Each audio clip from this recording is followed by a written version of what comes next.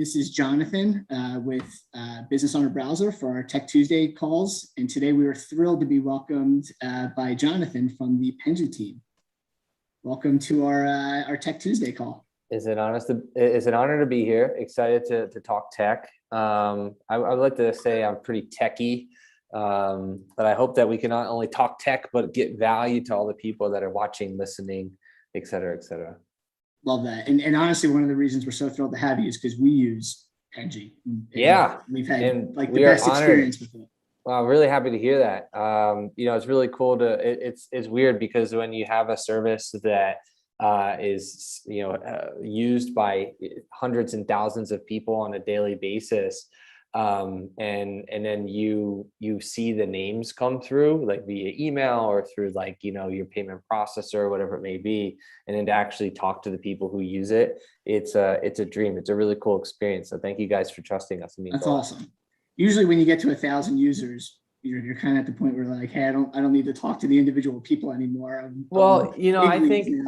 I think something that's really important, and this is kind of like my spiel of what I talk about when it comes to customer acquisition and growth, is that conversation. Because if you're not able to understand, like right before you came on, I was talking to Dennis, and he was like, hey, I really want a feature that does this. And then, believe it or not, we're actually working on it. So, nice. I think if you can't have a conversation with your customer, then I think you shouldn't be a business owner. Just simple as that.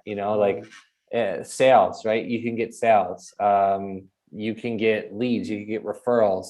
I mean, we're a business that goes on primarily online. But if you're a small business that relies heavily on chambers of commerce or just natural meetups or whatever it may be, these types of conversations go a long way.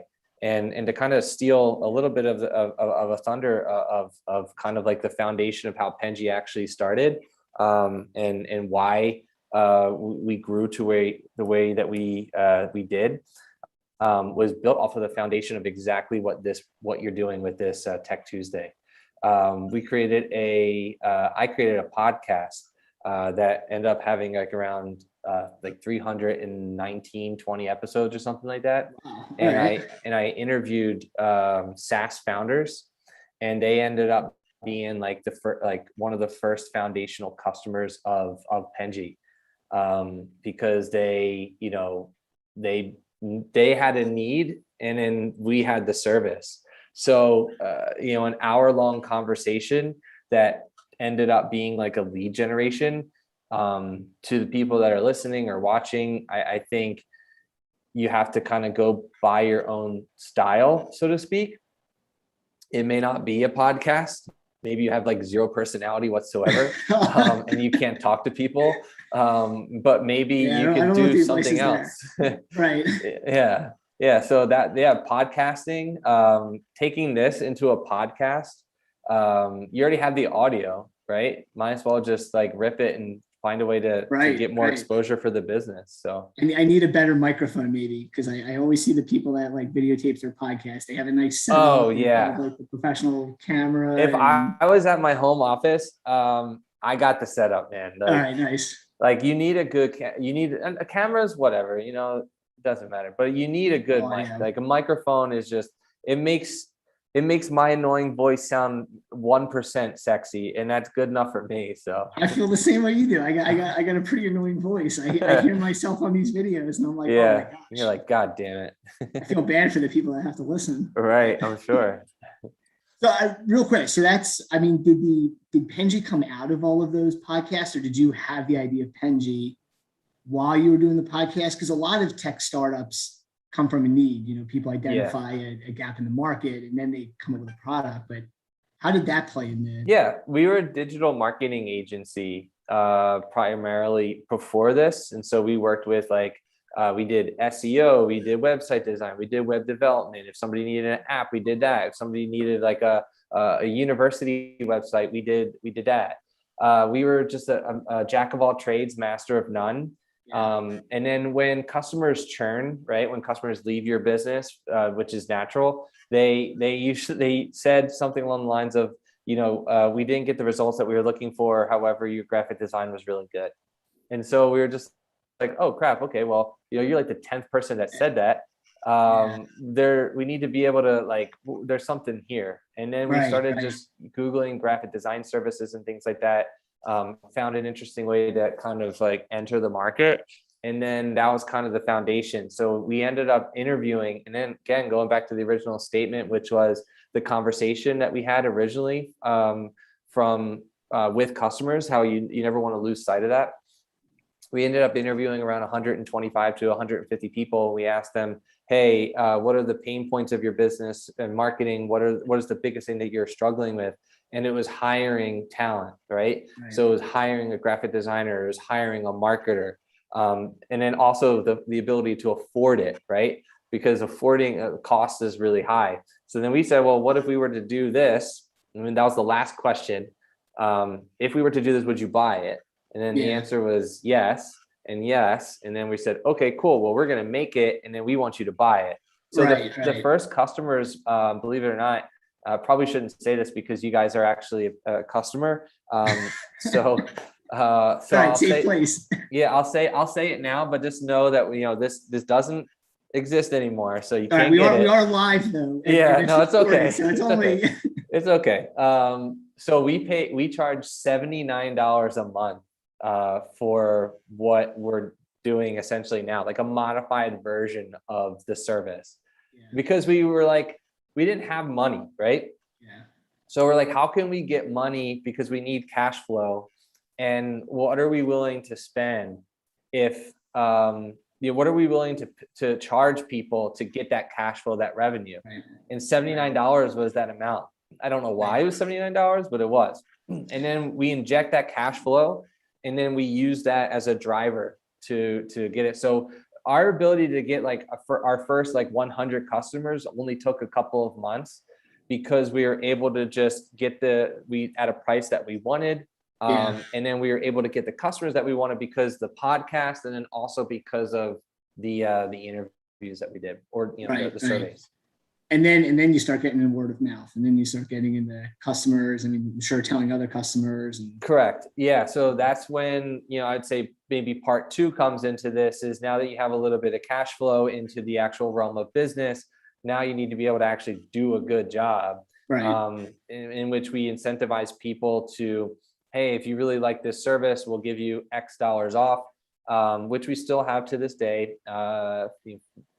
Then people started referring themselves. Then we started obtaining profit, and then the profit, we ended up taking the profit and put it into advertising. And we just kind of built that machine, in addition to just really good content and content creation, right? Like, people consume content every single second of every single day. There isn't a second that goes by where there's somebody in our office that's like scrolling through their phone. And it sounds really stupid, and I do have to take that call because it's coming right now. So I'm just going to put on a brief hold and then just, play some like music. Go for it. Well, listeners, if you're still out there, this is a Tech Tuesday first for us. But, we are a very accommodating group, so we want to make sure that we don't block any real business. Jonathan, I'll jump in. Oh, okay, he's back. Never mind. We're good. That was efficient. Yeah, I told you, man. I'm like super efficient. So like when we're doing doing content, and you're producing content, like, people want to consume that. They want to like obtain it. They want to eat that up as much as possible. So just, create content. It doesn't have to be good content. If you create content like this, you repurpose it, people are watching live, they're seeing me answer a phone, you're going to collect their email, you're going to build them into the ecosystem. If you're doing cool stuff, that ecosystem's built naturally, and then you end up getting sales from it. That's literally that is the recipe to how Penji, in a modification of other things, of course. But that is the recipe that Penji started. So it's like textbook. What you guys are doing is exactly what we did. I mean, it's great, and it's a great roadmap. And I mean, obviously, the proof is in the pudding. So it's definitely something to follow. Yeah, 100%. So I got to ask you, one of the things that really has always interested me and impressed me, a lot of times when you're working with startups or founders or businesses, they all start with the logo, and they start with the name. The logo, okay. It's, hey, we need branding, we need an image, we need something that that, screams who we are. And Penji is on the forefront of that. I mean, you're helping kind of form these early graphics, these early designs, these early branding materials. I mean, really, you're at the start of most people's business. What does that mean to you? And kind of how do you see yourselves shaping businesses? Or have you ever really thought about that? That's a deep question, and I haven't really thought about it. I probably should. No, I mean, well, so here's the thing. I'll give you a mistake that people make, and my suggestion. I don't even think you should hire Penji to start the business. If you are starting the business right now and you have the idea, I probably wouldn't even. And this is my honest answer. I wouldn't hire Penji. I wouldn't become a customer of Penji because there's so much crap that you have to figure out that you haven't been able to figure out before. I'd probably wait like 2-3 months, 6 months, and then come in and do Penji because now you have a little bit more of like a wiggle room of like what works and what doesn't work. You'll be able to understand like, oh crap, this actually makes more sense than that. Your messaging might be a little bit more clear. Penji actually didn't have a logo in the very beginning. So it kind of is counterintuitive where like we are the foundation, we are the start, but we didn't follow our own practices ourselves. So I think logos, it's kind of like you need a suit to walk into a meeting and feel good and feel confident. But you also need to be able to like talk and sell. So it doesn't matter how good looking you might be or how sexy you feel, if you can't talk, then the suit is worthless. So, I think to that extent, understanding more about the business and failing is probably more worthwhile. And in addition to that, when the problem that I see businesses have is people are so reliant and dependent on the perfect brand. So they'll say something like, oh, if only I had a presentation deck that's 50 slides to present. If I only had this, if I only had that. And then you have this, right? You get this, and then you don't know what to do with it. And I think that's the differentiation between a really good entrepreneur and that of somebody who is just kind of working off the seat of their pants. You have that foundation, you know what to do with it. You have that confidence, you know what to say to a customer, and you fine tune it over time. There's just so many excuses that entrepreneurs are making, marketers are making.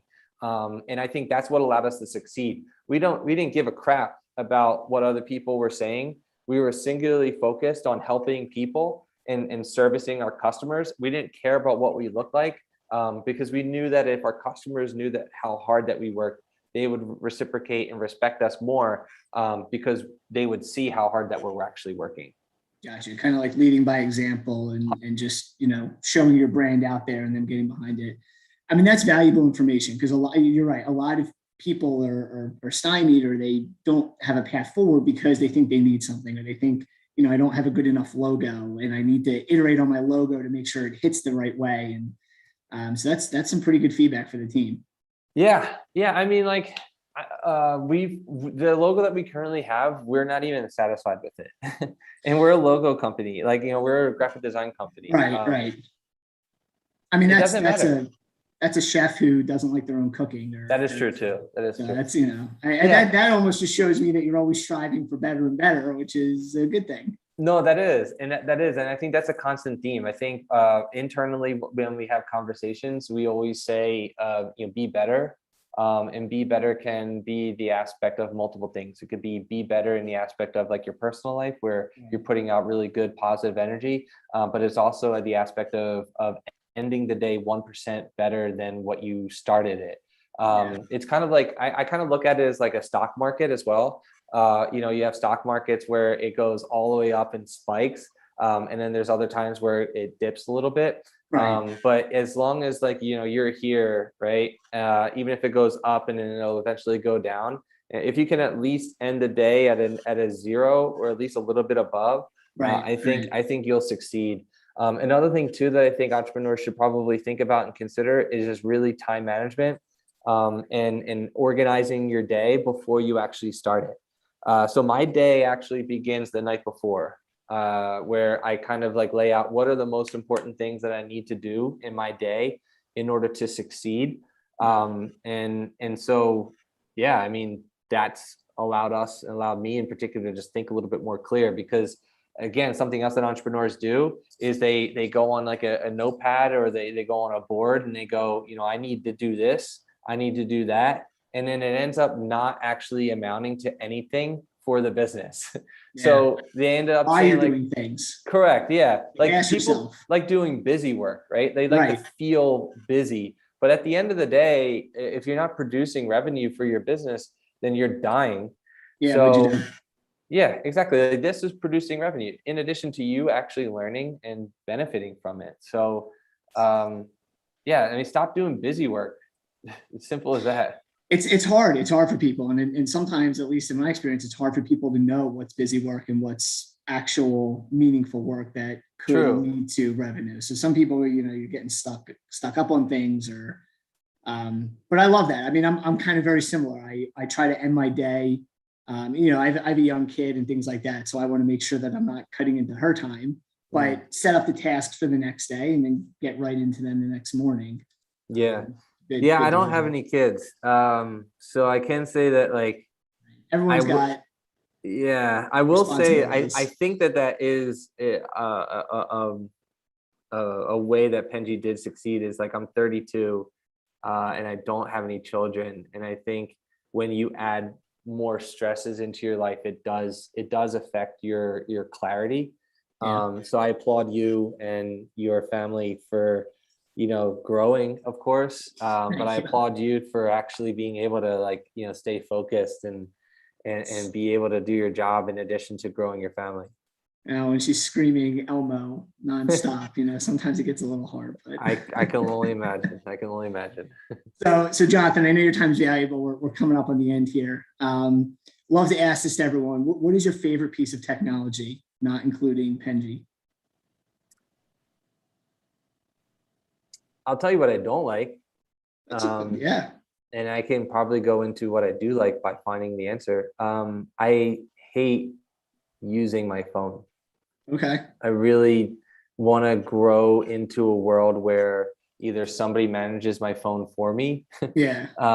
or, and that's like a pipe dream to have. So it's like, that's yeah, I just want to be able to give somebody the phone and go, here you go, man. Here you go. Like, I don't want to do this. I'd rather just work off of like a watch, where if you want to contact me, you just contact me directly. right. But I don't like social media at all. Contrary to marketing, which is Yeah. like social media 101. I don't use it for my own self. I use it for marketing purposes and things like that. So if I'm ever on social media, it's never self-serving. I don't scroll through. Right. It's for a the purpose. feed. Yeah, it's for a purpose. My favorite piece of technology. Probably flip phones. Yeah. It sounds. This is probably an off-color answer, but I'll say it. Yeah. A scooter. Okay. All right. Nice. I like Yeah. that. Yeah. I got an electric scooter myself. Yeah. What city are you guys in? I'm in Philadelphia. Okay. Dennis Yeah. is northern Jersey. Oh, because we're in Philadelphia. 20th Yeah. and Gerard. 20th and Gerard. We're Yeah. 16th and Market. Nice. All right. Cool. Yeah. So yeah, I scooter. So I live in South Philly, a block Yeah. away from Pat's and Gino's. I get on my scooter, I ride it. It takes That's me awesome. 10 minutes to get to work. Yeah. And it's absolutely beautiful. Yeah. I have the Go Track. Yeah, that's what I have. That's right. Yeah. All right. I'm right there with you. That scooter is. We'll have a scooter date one day. Yeah. That'd be cool. Well, hey, this was really fun talking to you. We love your company. We wish you all the best. Anyone we talk to, we recommend Penji. Thank you. So you all are just doing a great job, and thank you for your time today. Yeah, thank you so much for believing in the service, and I hope that the people that are listening and watching, that they got value. If you learned one thing today, feel free and send me an email. It's jonathan@penji.co. If there's anything that I could do to help you, I can't necessarily guarantee a timely email response. Right. But at the end of the day, my job, my purpose on this planet is to help others, and I've made a commitment for my entire life to be helping people. So If there's anything I could do for any of you guys that are listening or watching right now, I plan on doing so. So feel free to email me at any time. And again, thank you guys for having me on.